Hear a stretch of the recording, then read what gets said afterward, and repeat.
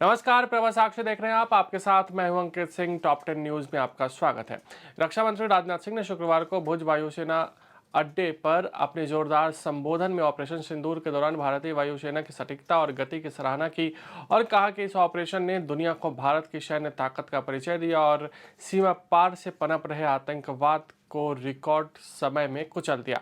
रक्षा मंत्री ने मात्र 23 मिनट में अपना मिशन पूरा करने के लिए वायु योद्धाओं की प्रशंसा की। रक्षा मंत्री राजनाथ सिंह ने चेतावनी दी कि पाकिस्तान अपने नागरिकों के कर राजस्व का 14 करोड़ रुपए जैश ए मोहम्मद के संयुक्त राष्ट्र द्वारा नामित आतंकवादी नेता मसूद अजहर को वित्त पोषित करने के लिए आवंटित करेगा।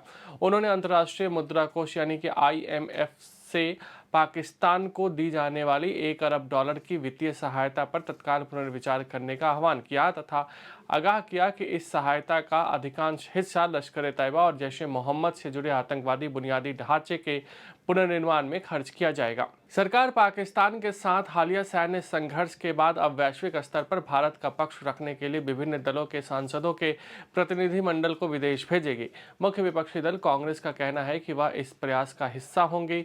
इस मामले पर फिलहाल सरकार की तरफ से आधिकारिक रूप से कुछ नहीं कहा गया है। पाकिस्तान के विदेश मंत्री इशाक डार ने भारत के साथ विवादास्पद मुद्दे को हल निकालने के लिए उसके साथ समग्र वार्ता की वकालत की है।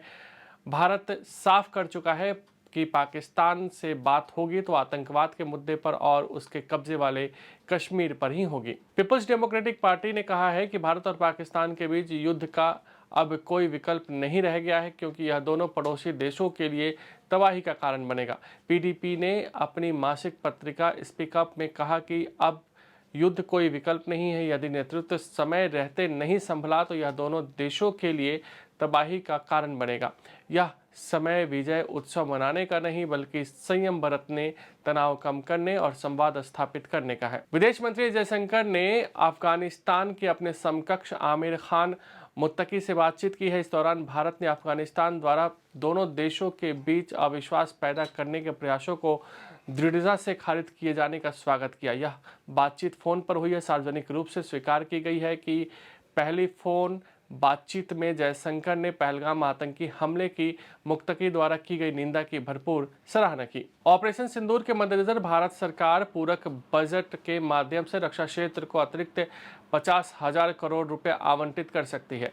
इससे वित्त वर्ष 2025-26 के लिए कुल रक्षा व्यय 7 लाख करोड़ रुपए से अधिक हो जाएगा, जो भारत की सैन्य तैयारियों और आत्मनिर्भरता के लक्ष्यों की पर्याप्त मजबूती प्रदान करेगा। शुक्रवार को अखिल भारतीय व्यापारी परिसंघ द्वारा राष्ट्रीय राजधानी में आयोजित एक राष्ट्रीय व्यापार सम्मेलन में देश भर के 125 से अधिक शीर्ष व्यापार नेताओं ने सर्वसम्मति से संकल्प लिया कि भारत का व्यापार समुदाय तुर्की और अजरबैजान के साथ सभी व्यापार और व्यावसायिक संबंधों का पूरी तरह से बहिष्कार करेगा, जिसमें यात्रा और पर्यटन जैसे क्षेत्र भी शामिल हैं। अमेरिकी सैन्य रणनीतिकार और पेंटागन के पूर्व अधिकारी माइकल रूबिन ने पाकिस्तान को अंतर्राष्ट्रीय मुद्रा कोष से मिलने वाले $1 अरब के बेलआउट को न रोकने के लिए डोनाल्ड ट्रंप प्रशासन की आलोचना की तथा कहा कि पाकिस्तान के आतंकवाद से संबंधों को देखते हुए यह काम एक बड़ी गलती है। ऑपरेशन सिंदूर का जोरदार समर्थन करते हुए अमेरिकी वॉरफेयर एक्सपर्ट ने कहा है कि भारत ने आक्रामक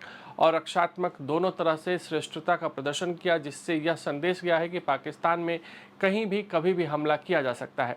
एक निजी मीडिया के बातचीत के साथ कर्नल सेवानिवृत्त जॉन स्पेंसर्स ने कहा कि पाकिस्तान द्वारा इस्तेमाल की जाने वाली चीनी वायु रक्षा प्रणाली भारत की ब्रह्मोस मिसाइलों के सामने कुछ भी नहीं है, जिसका इस्तेमाल शत्रुता के दौरान सैन्य ठिकानों पर हमला करने के लिए किया जा गया है।